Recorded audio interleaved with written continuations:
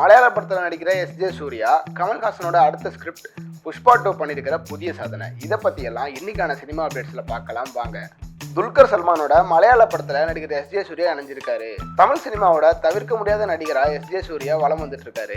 Director சங்கரோட game changer, Vignesh சிவனோட எல்லைக்கு, வீரதீர சூரன் ஆகிய படங்கள்ல இவர் இப்போ நடிச்சு முடிச்சிருக்காரு. இந்த நிலையில இப்போ மலையாளத்தில் ரிலீஸ் ஆன ஆர்டிஎக்ஸ் படத்தோட டைரக்டர் ஹிதாயத் டைரக்ஷன்ல துல்கர் ஹீரோவா நடிக்கிற படத்துல எஸ்.ஜே. சூர்யா வில்லனா இணைஞ்சிருக்கிறதா தகவல் வெளியாகி இருக்கு.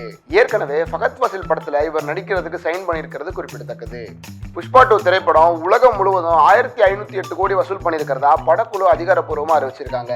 ரிலீஸ் ஆகி 14 நாள்லயே இந்த சாதனையை படைச்சிருக்கு புஷ்பா 2. இந்திய சினிமாவிலேயே அதிவேகமா 1500 கோடி வசூல் பண்ண படமா பாக்ஸ் ஆபீஸ்ல சாதனை படைச்சிருக்கு புஷ்பா 2. இந்தியால மட்டுமே இந்த படம் 1000 கோடி வசூல் பண்ண இன்னும் 27.5 கோடி தேவைப்படுது. ஹிந்தியில மட்டும் 607.6 கோடி வசூல் பண்ணிருக்கு இந்த படம். இன்னும் எத்தனை சாதனைகளை புஷ்பா 2 பண்ண போகுதுன்னு பொறுத்திருந்து பார்க்கலாம். சென்னை சர்வதேச திரைப்பட விழால சிறந்த நடிகருக்கான விருது விஜய் சேதுபதிக்கும், சிறந்த நடிகைக்கான விருதை சாய் பல்லவிக்கும் கொடுத்திருக்காங்க. சென்னை சர்வதேச திரைப்பட விழா 2024 டிசம்பர் 12 இருந்து 19 வரை நடந்துச்சு. இந்த விழால 180 படங்களை ஸ்கிரீன் பண்ணியிருக்காங்க. இதுல சிறந்த படத்துக்கான விருதுல முதல் இடத்துல அமரன் படமும், 2வது இடத்துல லப்பர் பந்து படமும் இடம் பிடிச்சிருக்கு. சிறந்த நடிகருக்கான விருதை மகாராஜா படத்துக்காக நடிகர் விஜய் சேதுபதியும், சிறந்த நடிகைக்கான விருதை அமரன் படத்துக்காக நடிகை சாய் பல்லவியும் வாங்கியிருக்காங்க. தன்னோட அடுத்த ஸ்கிரிப்ட் பத்தின அப்டேட்டை நடிகர் கமல்ஹாசன் கொடுத்திருக்காரு.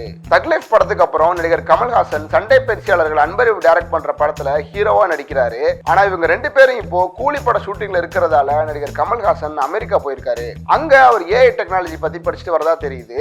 இவரு கொஞ்ச நாளைக்கு முன்னாடி கிளவுஸ் போட்டிருக்க மாதிரி போட்டோ ஒன்ன ஷேர் பண்ணி handling my new script with kid கிளவுஸ்னு கேப்ஷனும் போட்டிருந்தாரு. இதை பார்க்கும்போது தன்னோட அடுத்த ஸ்கிரிப்டை இவர் ரெடி பண்ணிட்டு இருக்காருன்னு தெரிய வருது. கடைசியா இவர் டைரக்ட் பண்ண படம் விஸ்வரூபம் 2 குறிப்பிடத்தக்கது.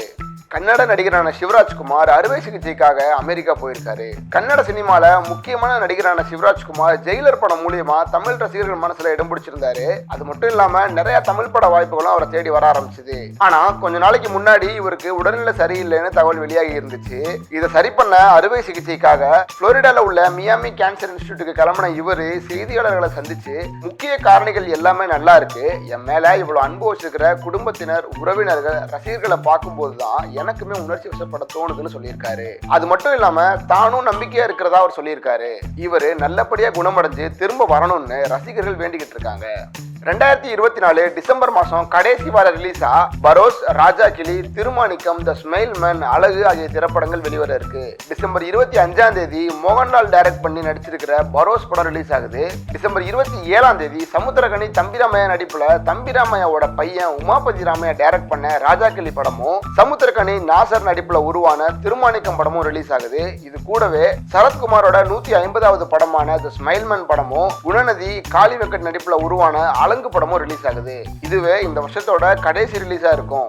இது மாதிரி நிறைய சினிமா அப்டேட்ஸ்க்காக தினமணி சேனலை சப்ஸ்கிரைப் பண்ணிக்கோங்க. அடுத்த வீடியோல சந்திக்கிறேன். நன்றி, வணக்கம்.